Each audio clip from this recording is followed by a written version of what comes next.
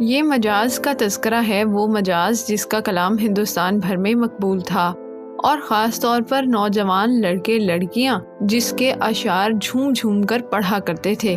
مجاز کی نظموں میں جذبات کی شدت اور ایسا والہانہ پن تھا جس نے ہر خاص و عام کو متاثر کیا۔ شاعر اسرار الحق مجاز کی نظم آوارہ نے اپنے دور میں سبھی کو چونکا دیا تھا۔ یہ نظم بہت مقبول ہوئی اور ہر باذوق کی زبان پر جاری ہو گئی تھی۔ مجاز کو شراب نے اتنا خراب کیا کہ عین جوانی میں اس دنیا سے رخصت ہو گئے۔ وہ اردو شاعری کے آسمان پر گویا لمحوں کے لیے چمکے اور پھر ہمیشہ کے لیے سب کی نظروں سے اوجھل ہو گئے۔ معروف ادیب مجتبیٰ حسین کی مجاز سے آخری ملاقات کراچی میں ہوئی، جہاں مجاز مشاعرہ پڑھنے آئے تھے۔ اس وقت وہ ہڈیوں کا ڈھانچہ ہو گئے تھے، شراب نے انہیں برباد کر دیا تھا۔ لکھنؤ میں انتقال کرنے والے مجاز کا خاکہ مجتبیٰ حسین کی کتاب نیم رخ میں شامل ہے۔ مجتبیٰ حسین لکھتے ہیں، بارے مجاز ڈائس پر آئے، انہوں نے اعتراف سنانی شروع کی۔ وہ پڑھ نہیں پا رہے تھے، ان کی سانس بار بار ٹوٹ جاتی اور وہ رک جاتے۔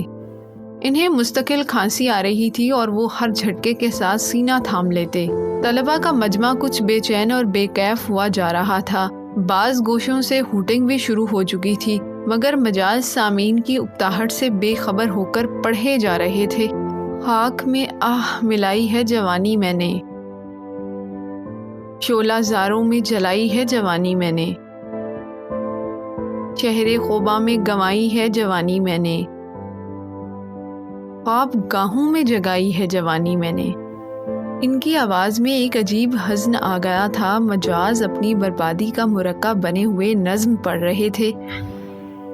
ان کی لے جس کا سلسلہ کبھی ٹوٹتا نہیں تھا، بیچ میں ٹوٹ جاتی تھی، مگر اس ٹوٹ جانے میں بھی ایک کیفیت تھی، ایک عظیم شکست و ریخت کا تاثر تھا۔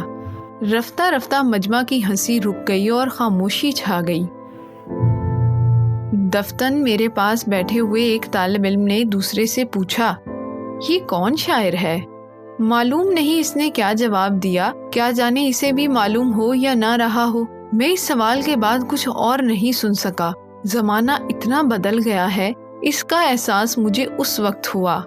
جس مجاز کے نام پر بقول عصمت چغتائی لڑکیاں کرے ڈالتی تھیں، جس کے نام کی قسمیں کھائی جاتی تھیں، آج اسے ایک درسگاہ کی ادبی محفل میں طالب علم جانتے بھی نہیں۔ اس کے بعد میں مجاز سے کبھی نہیں مل سکا۔